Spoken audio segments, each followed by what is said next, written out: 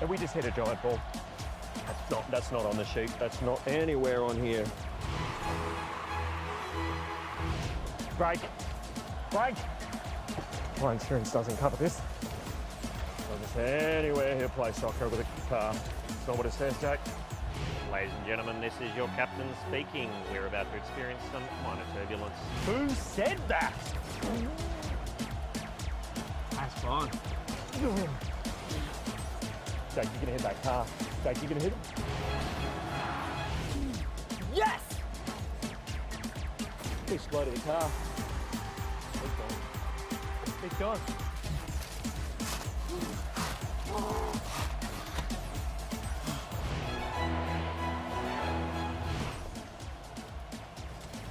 Hey, sweetie.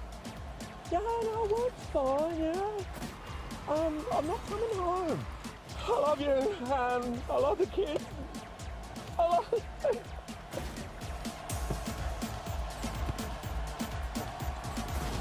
All over, Jake.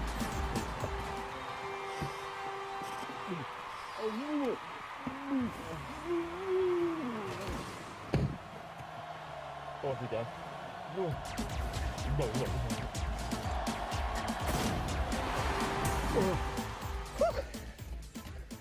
So did I pass? What? Did I pass? Oh, yeah, wonderful stuff. Get out. Get out! Been going crazy all lately. Something about the boy crazy. I need you more and more. So did you pass? Like, did you ever find out the results of that test there? He wasn't happy with me. Look, you could clearly see that one. That was good. That was a great throwback. I appreciate that. I mean, well, that's kind of what tonight's going to be about. We're going to be doing a lot of throwbacks. Hello, everybody. Formal here alongside Jake. Thank you for tuning in on what's going to be a bit of an experimental, I guess, pilot episode, 1v1, whatever you want to call it. I just was thinking recently throughout that there are so many great players in OCE that have retired, looking back at the Gfinity days and even before then. And I kind of wanted to dive deep for a lot of people who kind of come in recently, in recent times, like myself, who don't really know the history. And so what better place to start than with Jake the Tyrant, one of the OGs, I feel like, in the scene. Why don't we do stuff like that for the current RLCS? Like, I'm so surprised that's not there. I know, that was epic. No, the Gfinity was sick. Like, we played in, like, a big cinema and everything. That was fun. I definitely missed that. Yeah, had the full stage, live crowds, and now, you really have to work hard to earn that. But anyways, so essentially what we're looking to do today is I just want to do sort of a career retrospective with you, Jake, starting all the way from the beginning to kind of where we've gotten now. We're going to take a bit of a journey here together. So let's go to that very start. How you found Rocket League, what kind of drew you to it, what other games were you playing, and why did this one kind of stick? Cool. Yeah, no, you're going to be testing my memory here. I haven't refreshed anything, so we'll see how it goes. But yeah, I bought Rocket League as a Christmas present for myself in 2015 when it came out. And it was after watching Day 9 play it, actually, because I used to play a lot of StarCraft. So obviously you love Day 9 if you're into StarCraft. Yes. And yeah, it was just awesome. I just loved how difficult it was. And also I was really lucky because a lot of my friends were into it. So you eventually outgrow that. But yeah, it was a lot of fun. Yeah, it definitely hooked me for sure in first year uni. So now my brain, I have to dive deeper into that StarCraft thing. Maybe it's because I've like my own StarCraft on the brain, but that is kind of the OG esport, right? So not surprising, I suppose, you probably the competitiveness of it. But was StarCraft kind of your first gateway game into the more competitive side of things? Yeah, for sure. I think I was like top. Like one of the top OCE players as like a 13-year-old. It was sick. Yeah, I love StarCraft, but it's a bit. I grew out of it because it is a bit boring just playing a 1v1 game all the time. But no, lots of love for StarCraft. I still watch that. The Artosis moving away from GSL was very sad to watch. That was but now we get more Artosis streams, like where he gets to be even Like, where saltier it's than just ever. tilted. Yeah. Well, I never played Brood War, so I don't watch the stream too much, but I can kind of follow. I've watched like 1 or 2 tournaments. All right, wait, what main were you? I have to know now. Like, I started out as Zerg, so I was a really strong Zerg player, and then I quit for like a year, and then came back as Terran, and then played Terran. So a bit of both. Never Protoss though. Protoss is dirty. yeah, no one likes Protoss. No, everyone should hate Protoss. Death balls are boring. I'm part of Terran. I like the Terran call, but I'm also a Brood War player, so that's a little bit different either way. Should get you on that, but yeah. So I was a mass Marine Terran player. It was fun. It was good. yeah, Marine Medivacs, right? Like that's how you do it. Yeah. Moving back though, I guess onto the Rocket League though, because that obviously took off with something special. What stage, like when you were starting the game, did you realize, hold on, I'm like better than everybody else at this? Yeah, you don't realize, well, at least you didn't back in the day, because I was only Diamond. Like, I don't remember what the ranks were called. It was Superstar, actually. So it was back in those days. I wasn't even a champ. And then someone, actually his name's Waterblitz, like got me on a team. And then I suddenly realized I was like top 10 team material, and I was like, dude, I'm not even champ. Like, what's going on here? So yeah, that was funny. It was a big surprise just because of not being the top rank. So was that the Blitzkrieg team? Yeah, that was my first team. Okay, so how did Water Blitz find you? Just in a threes game. I was just like chilling in a threes game, and I don't know, he liked what he saw. It was a good trial.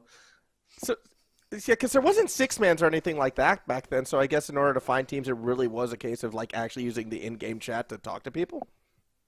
Well, like newer players, like that's how I picked up Taurus. I just ran into him in 1v1s. Like, yeah, you ran into a lot of people in ranked who were really good and had no idea about the pro scene because it was so small. So, yeah, you picked up new players from ranked. Okay, that's not what I was expecting. But then, like, so it was in-game client talking to people in ones, and not even at the top level, because you're saying you were only in champ. Does that mean Torsos was, like, down in the lower ranks as well? Yeah. Although maybe I met Torsos a few months after I joined Blitzkrieg. But yeah, no, actually, at the time, because I was a big ones player, that's actually kind of how I started. So I knew I was like, it was me and Outlast who were the two best ones players. We were very close. And then I played against Torsos, and he just beat me like 5 games in a row. And I was like, who is this kid, man? So yeah, you run into people in ranked, and you can see if they're good. And Torsos still, I feel like, is beating people in ones 5 times in a row. Like, that hasn't changed. I know, he's dirty.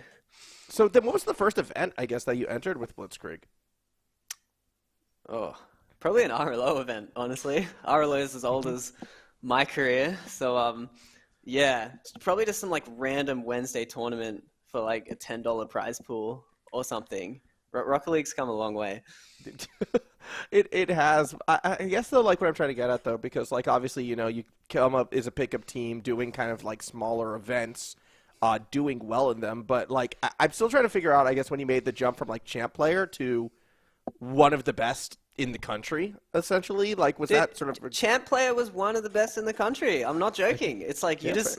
And it's still the case with OCE. It's like you can't get #1 in the world because you just can't play ranked that much in OCE. So we still have that dynamic here. So yeah, it was funny. So again, I don't really know the accuracy, I suppose, of Liquipedia in this one, but yeah, I did find the first event. It was an RLO 3v3, the 12th one, in fact. Yeah. It looks like there was only 4 teams that were signed up, which not bad. $30 prize for winning it. You went undefeated throughout. Easy. Easy $30. No, I remember, yeah, because I got $10 from that. Easy money. Was that like the first money you earned in esports? Yeah. Yeah, no, that was sick. Yeah. Dover saying you're welcome, and I am very thankful. That was that got the ball rolling. Dude, what's crazy is, like, I'm looking at, who you beat. Do you remember the team name that you beat? No, I don't remember. It was Cronovi Notice Me with Galactica, Artorsis, somewhat topical, and Husey. Oh, Husey. That's a throwback. Yeah. I know Husey. I don't remember the other two. He's the only one with the Wikipedia page, as it turns out. So, how long did you stick with this Blitzkrieg lineup then? A few months. We got pretty good. It was me, Waterblitz, and Triggsy. And I had a lot of fun with those guys. It was great. And then, yeah, and then basically I ran into Torsos on the ladder, and I was like, wow, this kid's amazing. So I really wanted him on the team. But then it was a bit hard because then obviously you'd have to kick someone. So Torsos joined as a sub for a bit, and then we were like, actually, let's just make a team. So yeah, it was just a few months. It wasn't too long, but or maybe I don't know. You'd know better than me. You have the Wikipedia page. I do. I have the cheating. It was a few months. And I mean, obviously, you kind of form up with Torsos, and that turned into. And again, this is a case of like where me being, newer to Rocket League very much comparatively, the OG Cringe Society. Because when I hear Cringe Society, I always thought, that more recent iteration last season. But no, you were there from the beginning. And yeah, like, they stole our name. Oh, well, continued the name, obviously. But yeah. Oh, is it continue or is it stolen? Nah, because wasn't Cringe Society Torsos and Drippe? So, I mean, yeah, it's a continuation. Yeah. They can have it. Who came up with that name, actually? I think it was me and Torsos, because Torsos I don't know if he still does this. He probably does, but like we'd like cringe like while watching Rocket League a lot, because we'd be like, "Wow, they're so bad. What's going on here?" So that's why we called it that. We were the Cringe Society, not because we're cringe, because we're cringing. Yeah, fair enough. And so that, of course, was like you, Torsos, and then how did you find Drippe? Drippe was just one of the best players at the time, but he was a sub on Legacy, which was the best or like second best team at the time. So yeah, we tried him out, and then we beat the other best team in the region. I forgot what they were going by at the time, but like the Monty Connor, Snuff, and probably Bengo was on the roster. So yeah, Atletico. Yes, Atletico. Yeah, and I don't know if we beat them or almost beat them, but like we did that like trialing Drippe, and we were like, oh well, this is easy. And then like our first tournament, we then like qualified for the Melbourne PAX LAN. So it was like 0 to 100 with that roster. It was awesome. Yeah, because that's what actually I wanted to get into, was because like again, kind of going off Wikipedia and all that, but like the first registered event was that qualifier. You guys come through. I'm just trying to see right now. You were maybe seeded like 7th or 8th in that, and just go on an absolute tear, only dropping one game in the grand final. Was that kind of the result you were expecting going into it, or was it just like, oh wow, we are that good? I was actually hungover playing that tournament. I was not expecting to qualify at all. So that was an awesome surprise. I just remember Drippe, we played Abyss. It's again, Dover, you'll know better than me. Yep. The Express team. Yep. Yeah. Adzi Express and Cyrix. Yeah, we beat them really early on in the tournament, and then everyone was giving us crap for having an early bracket, an easy bracket because of that. But yeah, no, Drippe popped off in that series. I remember that. That was something else. I think, like people shouldn't be giving you like that, enough of that crap either, because again, I'm looking at upper bracket final 3-0 over Atletico, grand final 4-1. You went 7-1. Essentially, you Braziled Atletico, which looks to be like the best team at the time. Is you know what players are like though, Max? There's big egos, big excuses. We saw it yesterday in the Uni League with Luna being like, "Oh, you wouldn't have won if I wasn't lagging." Like, well, that's classic. What I was gonna go back to as well, though, because you were like, "Oh yeah, I was super hungover on that day." I feel like that's just an Oceanic player for any event. Was it like? Well, I don't remember why I did that, honestly. I just don't think I thought we had any shot of top 4, I guess. Yeah, no, things were a lot different back then. It was, yeah. I don't think the players have as much as an excuse now. The banana head haircut story is still hilarious. But yeah, no, the OC region's very guilty of not taking tournaments seriously here or there. So, and I guess I'm guilty too.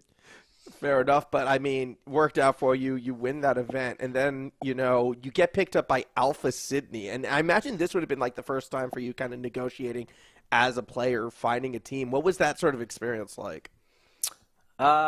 We had the owner of Legacy, MJ, really helping us out there. Yeah, he was really nice and just helped us, and yeah, it was a pretty like modest, no salary or anything. He just helped us out, and yeah, it was good. It was fun. We had our like t-shirt jerseys for the LAN, which was pretty based. So yeah. Is this the same MJ who like then has gone on like to run Mind Freak? Yeah, he owns Mind Freak now. Yeah. He's Okay. cool. He's also big on StarCraft as well. I feel like I know. Are we discovering like the secret crossover between Rocket League and StarCraft of all things? Is that like the Dude, intertwine? They're both hard games. You've got to be super committed to get good at either game. So yeah, I'm not surprised honestly. They're each also like hardcore mechanics. I feel like, but okay. So picked up MJ Alpha Sydney, and then you have the ESL PAX Australia. First big LAN, I suppose, as it were. What was that experience like for you?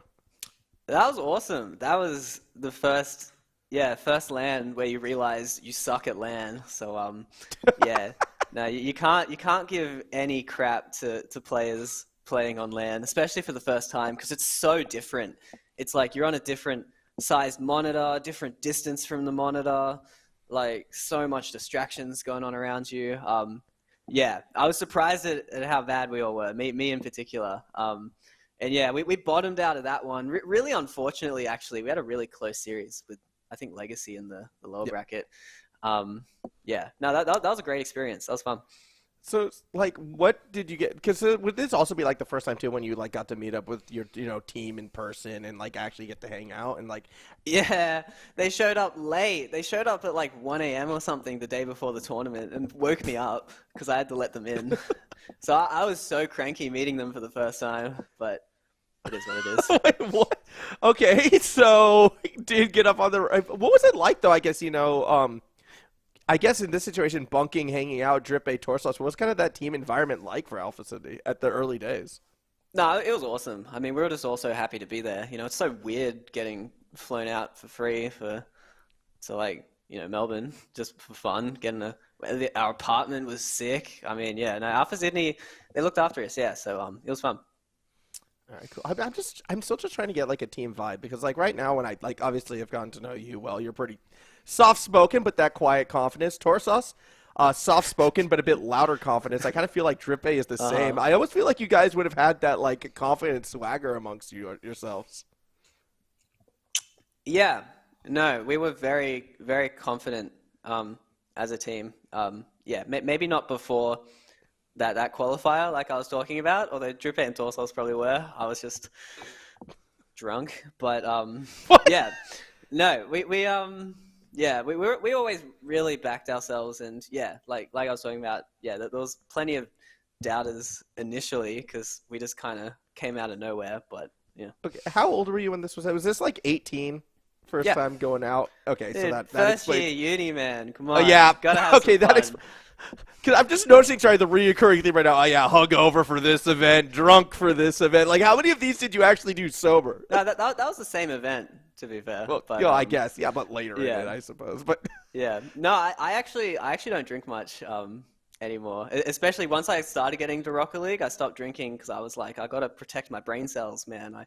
These brain cells earn me money. So yeah, that was fun. So, I mean, and then obviously the Alpha Sydney, this was a lineup you guys stuck together for a long time after that first LAN. I mean, several different events. Back in the days when, there wasn't as much as like that organized sort of RLCS that like players vie for, how did you sort of navigate the scene back then, like choosing which events to compete in, finding scrims, doing all that? What was it like as an early pro within Australia? Oh, dude, you just play for everything. Like, yeah, like... The ESL monthlies were like the best source of income. It was like $50 a week if you won. And I remember coming second in that 4 weeks in a row, which was tilting because it was $0 for second. But yeah, no, like there wasn't a lot of money in it. So like we were just playing for the fun of it, So you just playing everything. Were you trying to hold like a job kind of down on the side as well, or was it? I had a lot of savings. I was like thinking about getting a job, and then Rocket League like the money came in from Rocket League like right as I needed it, so it was perfect timing. Yeah, I mean, I'm just looking at like some of these events that happen. It definitely felt like a lot more cutthroat. There's a lot of prize pools, like the Sennheiser Classic, for example, where it only goes to first place and not anybody Yeah, else. It's just and winner takes all. it was a headset. That was sick. That was a good win. That was over Abyss as well. Do you still have that headset? Oh no, that broke. Okay. But I wore that a lot. I wore that until I retired, I think. Yeah. Yeah, that was the big one, I suppose, that you had right there. So everything kind of going good. Did you ever, like, because these days, too, it feels like, whenever a team starts to struggle, it's immediate thoughts, roster swap, immediate thoughts, let's change it up. But Alpha Sydney kind of had that longevity. Did you have those sort of roster troubles? Were there ever times where it's like, okay, let's trial somebody? Or was it just three friends sticking together, rolling with it? Now, Max, you said you had the Liquipedia page up. Do you see many second places? Many third places? Fourth places? I mean, there's a lot of firsts. There's a lot more firsts. We just won everything.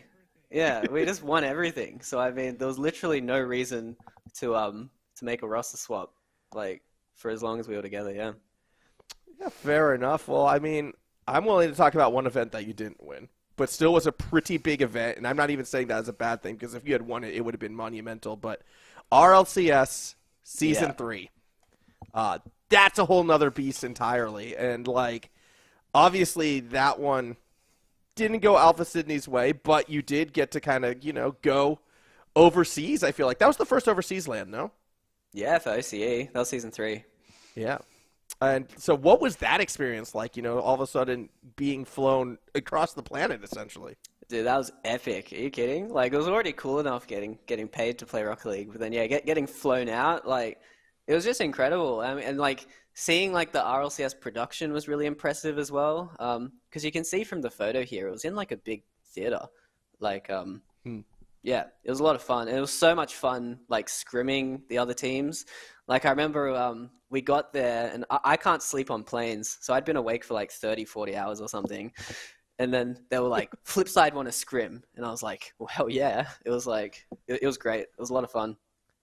So what was sort of like the, I guess, impression of like, because I would imagine the North American teams would have like all the confidence in the world and almost look at like, the Australia, like you guys like, oh, Australia, like who are you guys? Did you feel like you had to prove yourself almost when you arrived, or was it sort of a warm welcome from the other teams? Like what was it like kind of being that first Australian team kind of there? Pro Rocket League players are very awkward. That's what I can say. Everyone was like very cliquey and like just sticking to like themselves. So yeah, it was like socially like a bit like chill, But yeah, we didn't feel any pressure to prove ourselves, honestly, because everyone just thought we weren't even going to win a single game. Dover, if you have the clip of Yummy pieing James in the face, that would be epic. Because yeah, I don't think we have that. One of the RLCS casters like bet that we wouldn't win a single game. I don't even think it was a series. I think it was literally a game. So yeah, he had that coming. Well, that didn't go your way, but what did was that first series, and I kind of want to like take a deeper dive in that first series. So Dover, if we can bring up the game that I sent you. I believe it was from this one, or actually might have been. No, I sent you a different one. Whoops, I sent you the wrong. Oopsies. Wrong RLCS. All right, spoiler. We're going to be going over a game later from one of these major events. But yeah, so you won a couple series, actually. The big one, of course, that first one against Denial Esports. Yeah. And, I mean, again, no expectations to even win a game, but you come out on top right there. What did that do for your confidence as a team and as a whole, like realizing, hold on, you could beat, other international teams? Again, we were pretty confident going into it, especially in scrims. Like, yeah, the loss to Leftovers was pretty painful because we actually smashed them in scrims, so that was disappointing. But yeah, we were definitely surprised that we were around that level. But at the same time, like we watched Rocket League and we had a feeling we'd be okay. The region gap is like it's very noticeable now, but back in the day it wasn't.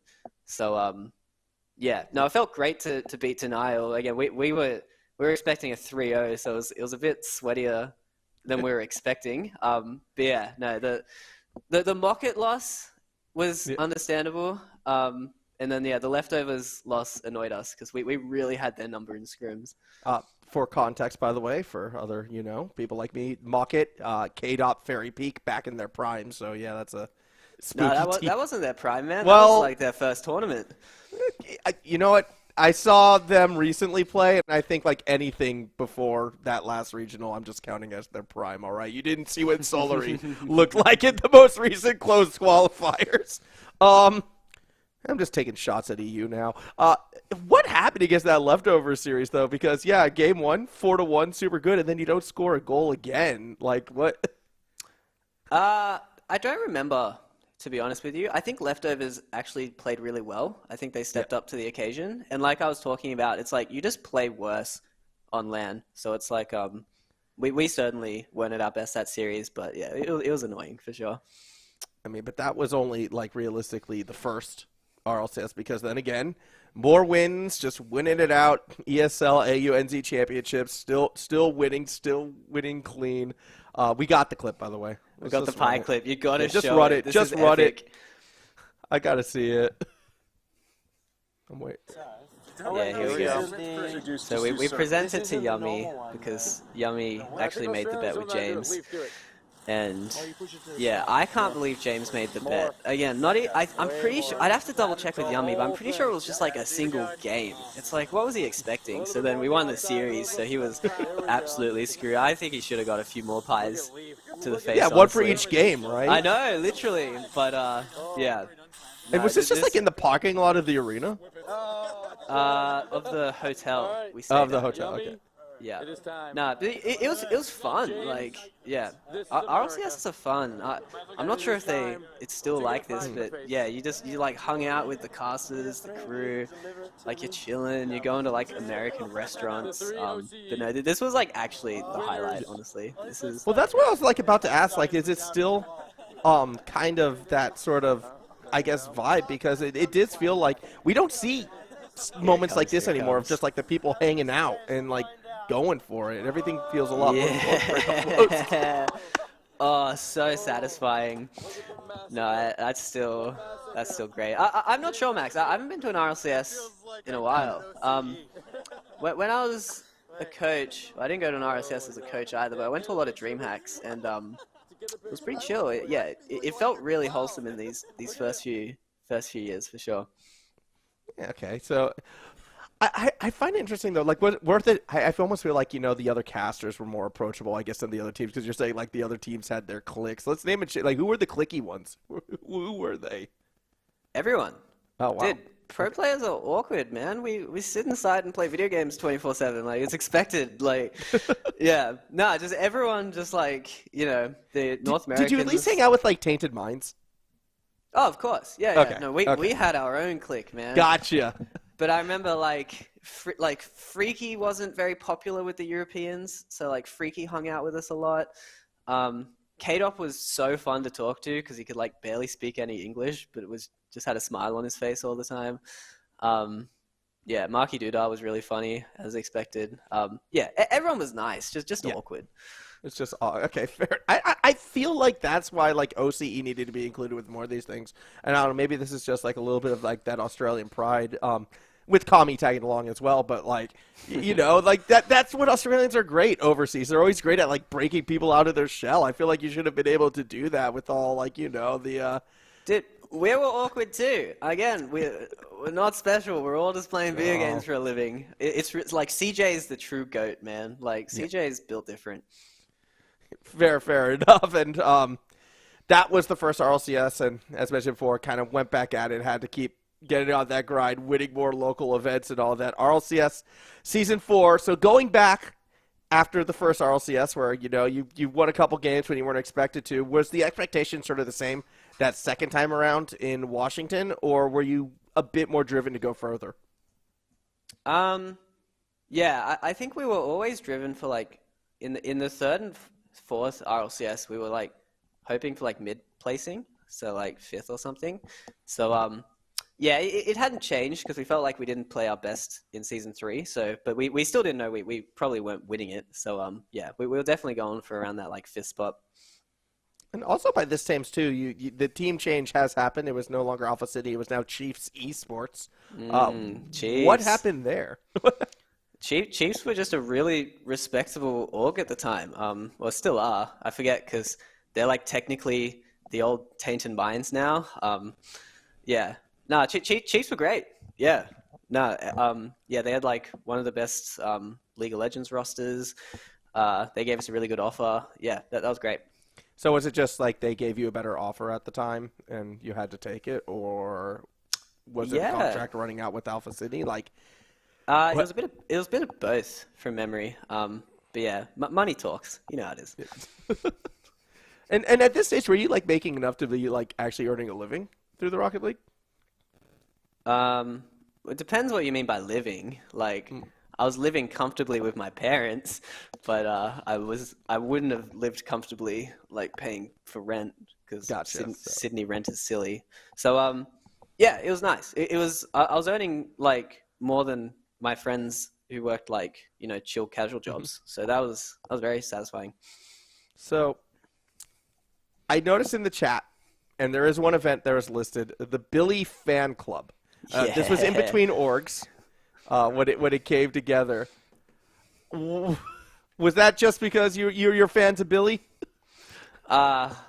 Well, we can't be fans of Billy anymore after after what happened. But no, at the time, Billy was great. He was like so little. He was like 14 or something, and I found his name really funny. Honestly, I thought Billy was a funny name, so he was our sub, and we called ourselves the Billy Fan Club.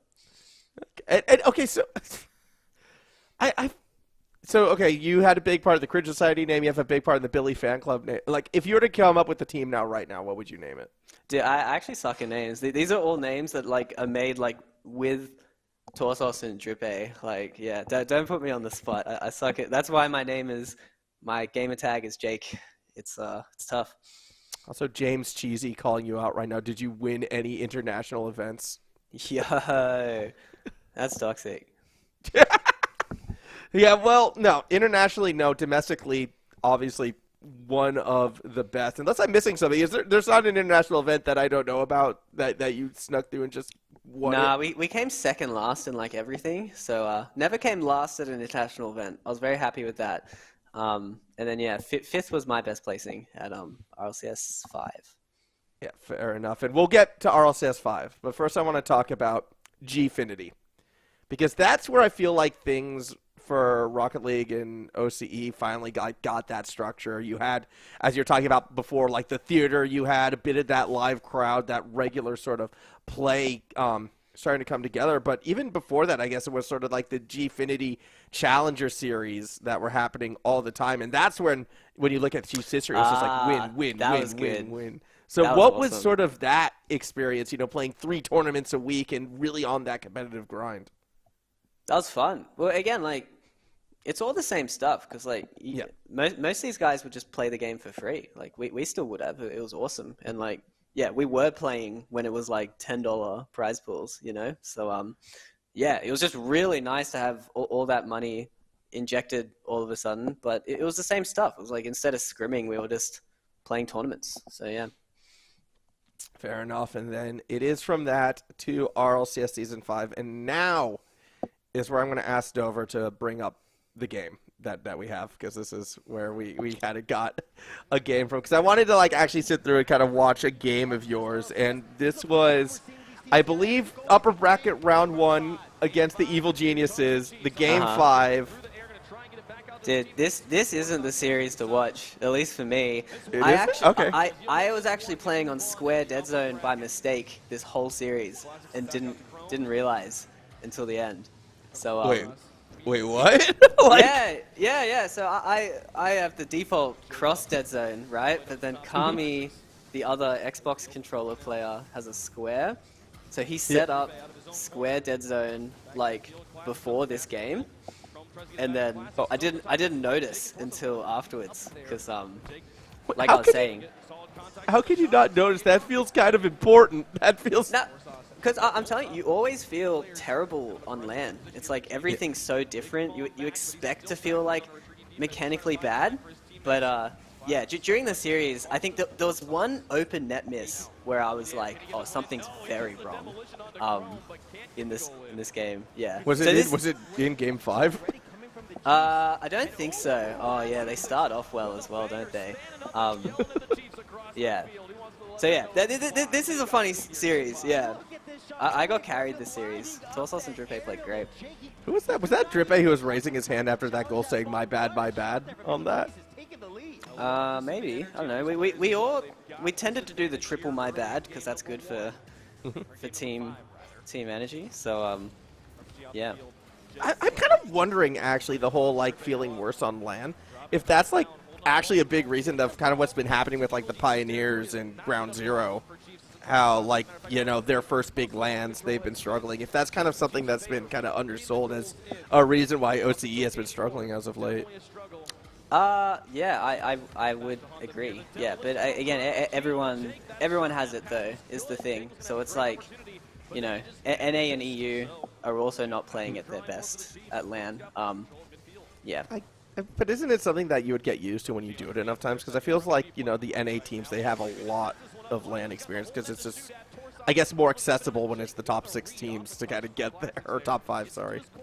You get a bit more used to it, but it's the same problem. It's not your setup. It's like, yeah, it's like you're looking at the game differently.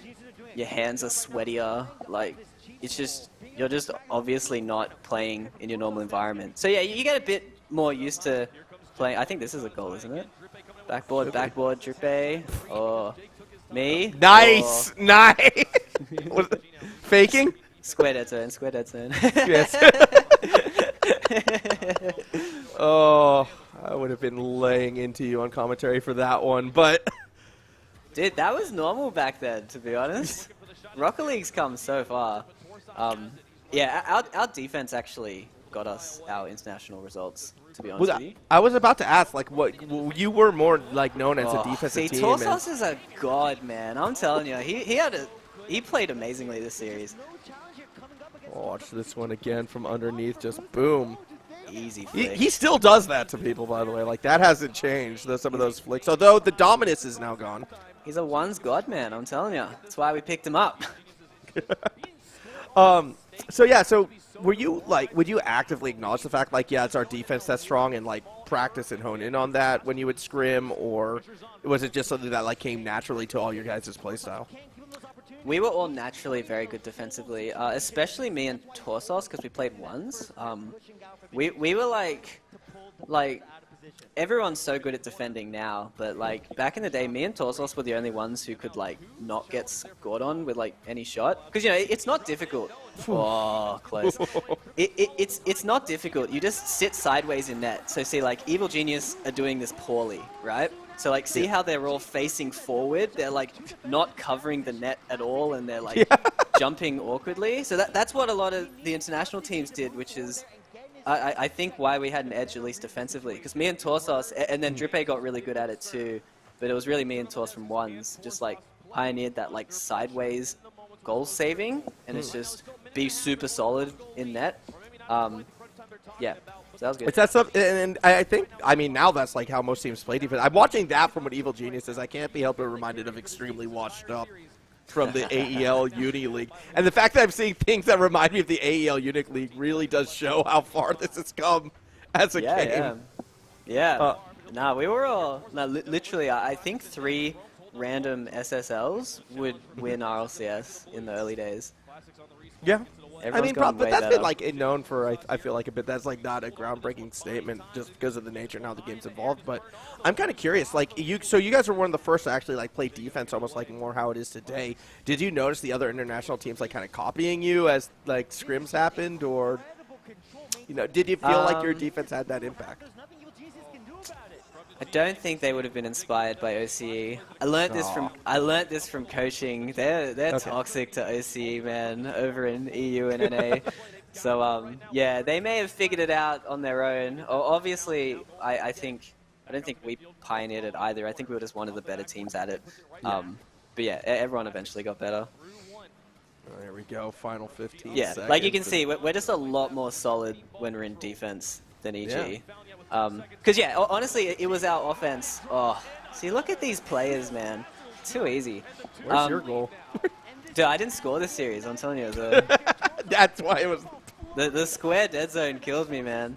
How Yeah. hard would it be actually to get like a game? Because I imagine the one you would say would be like one of the games against Envy. I imagine is what you would have. What you? Yeah, I played well against Envy. Yeah. Didn't score there either, actually. I actually only scored 1 goal all of RLCS. Do you remember which Season game 5. it was against Envy that you scored? I didn't score against Envy. I scored against Oh. Dig, or Gale Force, whatever they were called. It was Dignitas. Was it the game that you won? Drupe stole my goal against Envy though. I got the game winner in game 1, and he stole it on the line. So yeah, it's all fun though. I mean, I was like very clearly the defensive player, so I wasn't there to. So to yeah, get so goals. that's why you have the soft spot for the third man then, because like you were third man on that team. It's actually why I'm really critical of teams for being too passive, because I was too passive. So you'll notice when I'm casting, I notice and I dig into them when teams are sitting too far back, because it was something I had to like constantly be focused on to score more goals. I feel like that's something I've picked up from you as well, because I also find myself always getting really critical of that, and especially like when I watch EU games with like the EU talent, they're always kind of like looking at me. It's like, wait, you want them to press forward now? You want them to challenge now? So thanks. I got that habit from you, Jake. Thank you very much. No worries. It's good. It's good advice for all the teams, honestly. And you can see it's hard to do, even so late. Like so much further in Rocket League's history, just because it's really like a mental thing. It's less of a skill thing. Yeah, fair enough. And then that was kind of almost it for you, because RLCS Season 5 happens. Come back for the Gfinity Elite Series, like the final, essentially. I believe that's what it was. Mm-hmm. And didn't get the result you wanted there. It was third place coming back a month later. We lost to Post-land Zen. slump. It was tough. It was a post-land. Yeah, there's Zen. And Plitz and Sammy. I think Sammy was their sub. No, that was a bad loss. Was it game 7? Yeah. I actually don't even think it was game 7, actually. No, it was game I think 6. it was game 6. Yeah. Yeah. No, that was silly. But also, yeah, those things happen, especially post-LAN. You see it all the time. But then that was kind of like it for Chiefs, because after that, I pieced out. yeah. So what inspired that decision? Like, why then to hang in it? Because it seems like, I know not the result, I guess, in Gfinity, but you just came back from a fantastic performance in RLCS. You know, you're still a favorite in the region. Why call it there? It's because basically, I just, when you like reach your goal and it feels like unfulfilling, like it's a very common thing once you like achieve goals. Like that hit me really hard at Season 5, because like we really wanted to get 5th place. We just wanted to do like one better, and we did. And then I was like, well, this is still whatever, It's like it's not particularly fulfilling. So yeah, I just wasn't feeling it anymore. It's like, again, the joy is really in like enjoying Rocket League, enjoying the process of scrimming and everything. And at that point, I'd been doing it for like 2 years, like every night. So yeah, I just was enjoying Rocket League less. Getting the achievements wasn't even particularly enjoyable. So I was like, yeah, it's time to move on.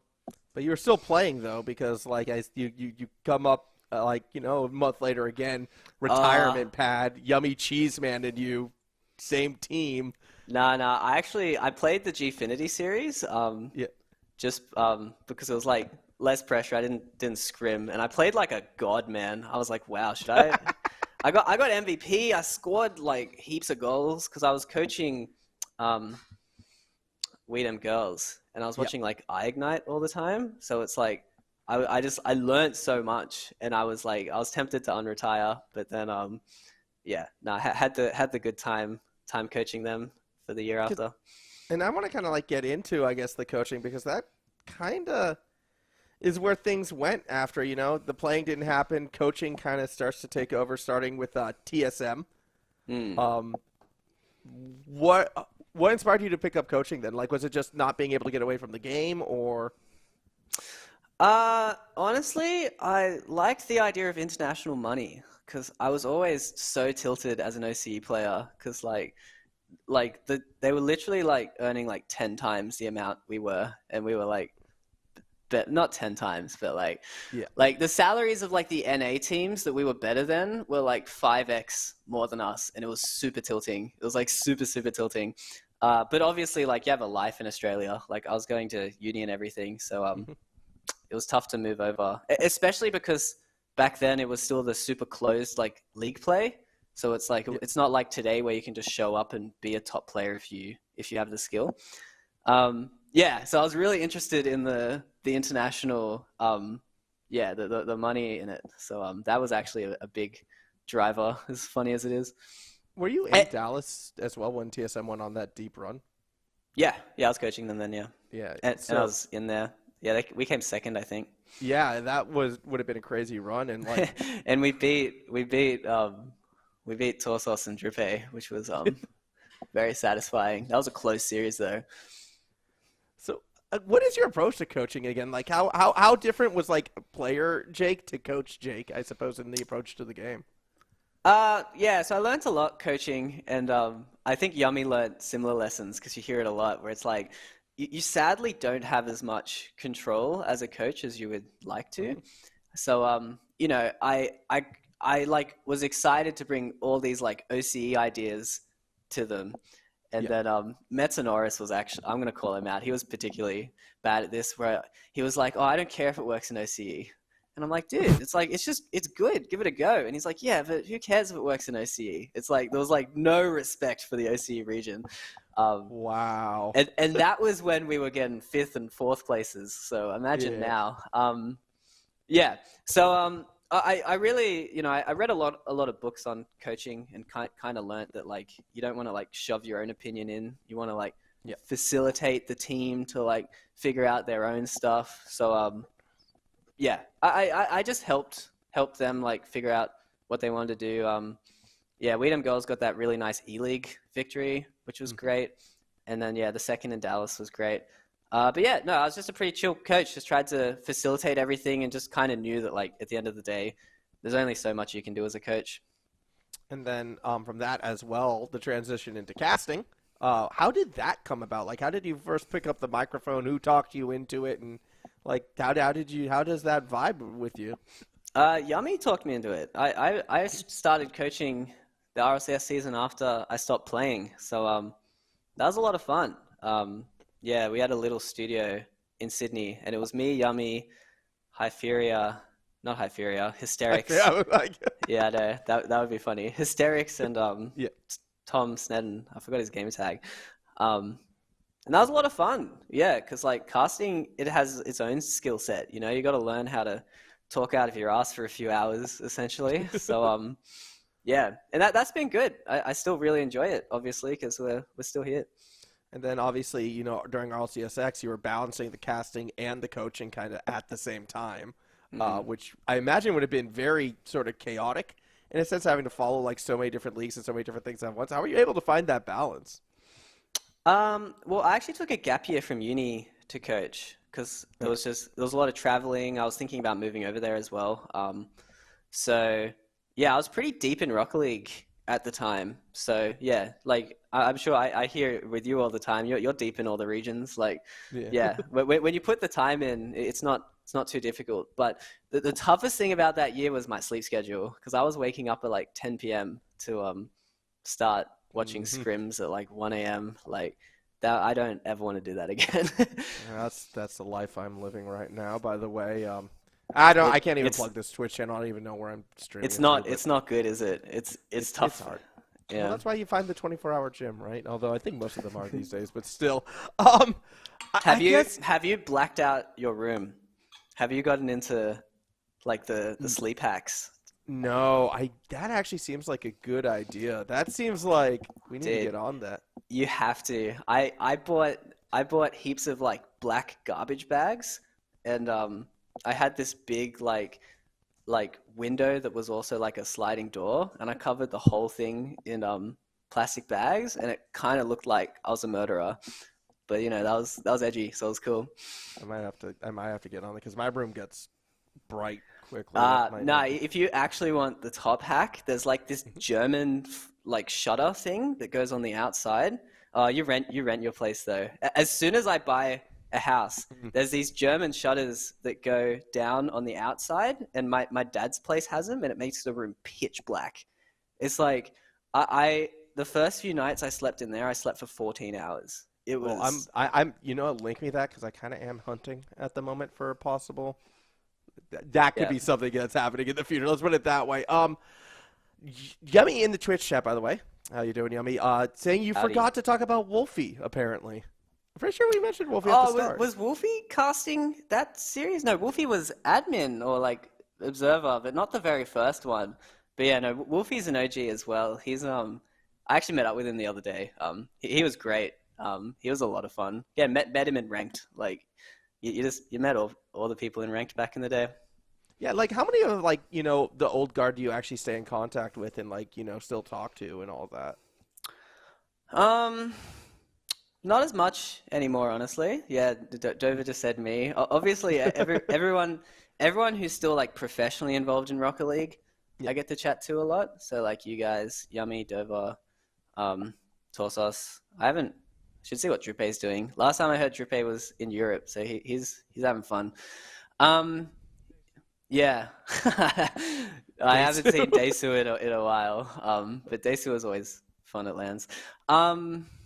Yeah, no, it was actually really funny how I ran into Wolfie. I was just like walking along the street and he yelled at me from the road. So that was a meeting made out of fate. Yeah, that's a fun question actually. Like when you went to these events and LANs and all that, how often were you recognized in person by fans and would have been approached by fans? So I got recognized once at my uni, and that was after I came back from season 4, I think. And that was epic. That was cool.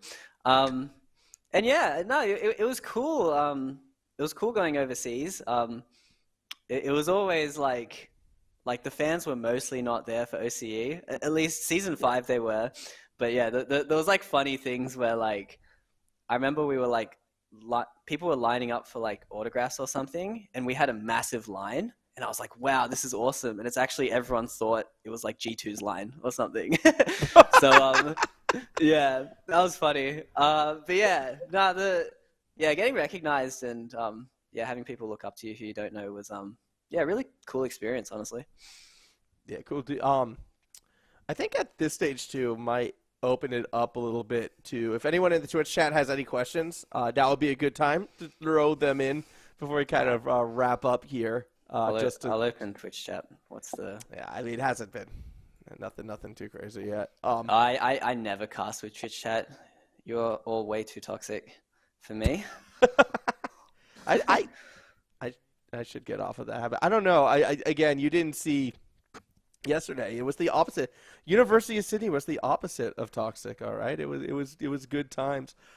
I think it's a lot better now, but I also like to be present.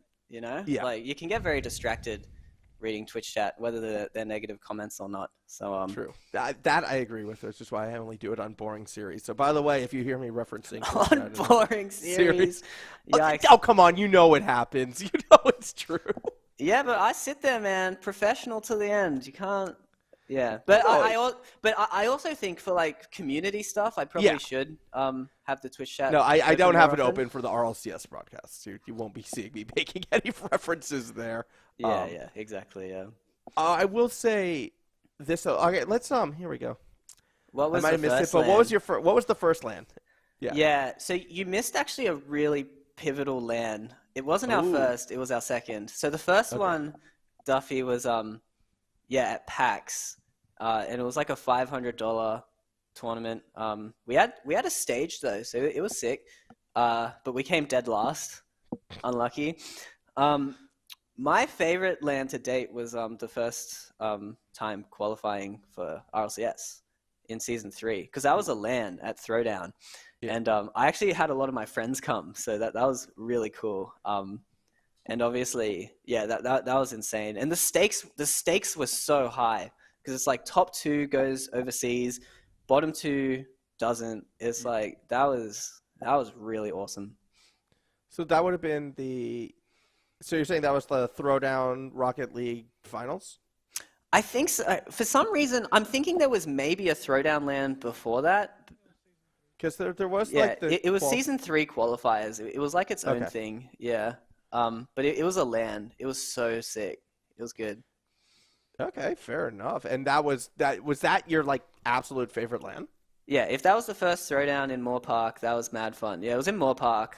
Again, I for some reason I have a feeling there might have been a few. Um, Okay. yeah, but Duffy said Werewolf went went hard. hard. Yeah, no, there was a free alcohol at that one, so we partied. And back to the drinking. We just qualified, so it wasn't as bad then. Who's the biggest drinker actually out of all the Rocket League players you met? Who is the biggest partier drinker? Who goes?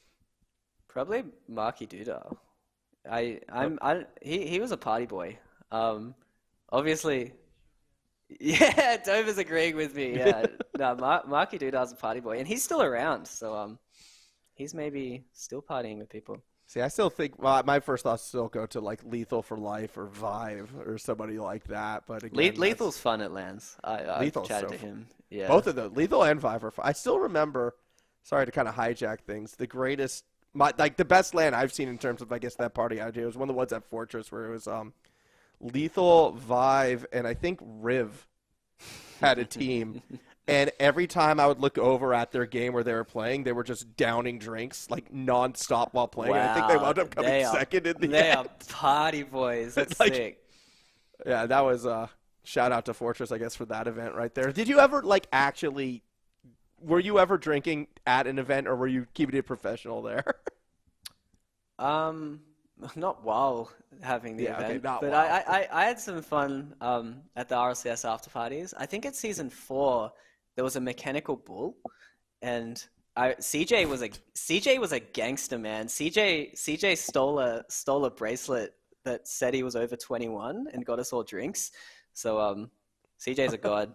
So then yeah, I was a little tipsy, and then I went on the mechanical bull, and I was like, well, this is so dangerous, but I have health insurance. I have travel insurance. I don't care. So I did it. It was super fun, even though I didn't last long. And then I actually found out you're not covered under travel insurance if you're intoxicated. So that was funny. And yeah, maybe something to learn. I'm not sure if that's common knowledge. I certainly didn't know it. Yeah. Well, that's good advice for any of players going to their first lands, I suppose. Careful at those after parties. Careful. Yeah. No, so I think yeah, I actually think that season 3 qualifier is my favorite LAN. That was awesome. And then season 3 as well, just because it was the first one. They're very equal in my mind, which is funny because they're so close to each other as well. That's interesting too, because I would think season 5, hitting that goal of the top 5-6 would be up there as well. Yeah, season 5 was great too. That was awesome because we had so much crowd support as well. Yeah. We were getting chants. It was a first time it was in a hockey arena, so there was 360 fans, which was again just very nerve-wracking. That was great, but no, definitely the Throwdown one and the season 3 one meant more to me. Yeah, here's the arena. It was sick. Look at that. Yeah, that's actually yeah, so cool. They got all the logos on the LEDs on the side there as well. Yeah, but you can see why I wouldn't notice the square dead zone thing, right? Because there's just so much going on at these lands for the players. Yeah, it's a good prep time. Before going out into one of these environments, where are you where's your headspace? Are you listening to music on your own? Are you with the team kind of talking each other up? How do you work up to it? Most Rocket League players are pretty zen at LANs. You just want to really be calm and trust yourself, and it's because you kind of have to. You don't get as much practice as you like. You're not in control of the setting. You're in control of so little. It's the only thing you can do is just trust your prep. Fair. Were there any bad lands that you went to? What do you mean by bad? Ones that you didn't enjoy, because it feels all of these were great for you. Were there any ones that were just oh, that was a terrible experience? What is any LAN horror stories? Nah. I've had great LANs. Yeah. All the production crews have been great. ESL is always so consistent. PAXs were great, and then obviously RLCSs were amazing. Throwdown was a lot of fun. LANs have always been great, at least for me. We need more. Okay, so we need more OCE lands. so you can Oh, experience dude. more like OC lands are rushed great. together ones. All right, because it will come. There will come a day you'll go to a land and you'll go, oh my god, what just happened? I believe in that. Actually, my first ever LAN, actually, I drove down to Melbourne, which is like a 10-hour drive, and I played a 2v2 with Trixie, my Blitzkrieg teammate, and we won that, and it was sick, and it was just in like a random office, so that was super low production. And then I remember then we went to play a threes tournament at like an OG DreamHack. So it was like just like really grassroots. There was like the monitors everywhere, and that was pretty scuffed because it's like we were all sitting in like separate spots. We couldn't hear each other because it was so loud, and we lost that. So I guess that is the worst LAN experience. But that was more on us. That was still fun. That's fair. Well, look, anyways, we scheduled this to go for about an hour. It's gone for about an hour, Jake. I think I'm pretty happy with how this went. Again, first time a show. Tell me about, I think, the Rocket tourney run by Justice. I think that sounds familiar, maybe. Yeah. Was that the 2v2 one, Duffy? I don't know. That was sick either way. Yeah, that was fun. All right, well, the only reason why another reason why I'm kind of wrapping it up, and hint, this is me going to Dover right now. FIFA vs. Banana Head's about to do a 1v1 show match on Yummy Cheeseman's channel. And that sounds pretty good. Get the host ready. That sounds like a good little throw over we could do. Who wins that, actually? Now I'm kind of curious. Wait, let's make some predictions. Who's taking that? Because I want to say Fever, but I feel like Banana Head gets it. Dude, I have no idea. Ones is so different to twos and threes. It's like it's really difficult to know. Banana Head feels like more of the ones player. He does, right? At the same time, neither of them probably play any ones, and it's actually you lose it. So do you just stop playing ones then once you're like on the sort of team grind? Pretty much, yeah. Because these guys are playing like 2 hours scrims every day. Well, at least, yeah. Like my schedule was like 2 hours scrims every day, and then like 2 hours of like free play / ranked. Yeah. A lot of people give up on ones because again, it's so different as well. You actually would just prefer to practice in a more similar one.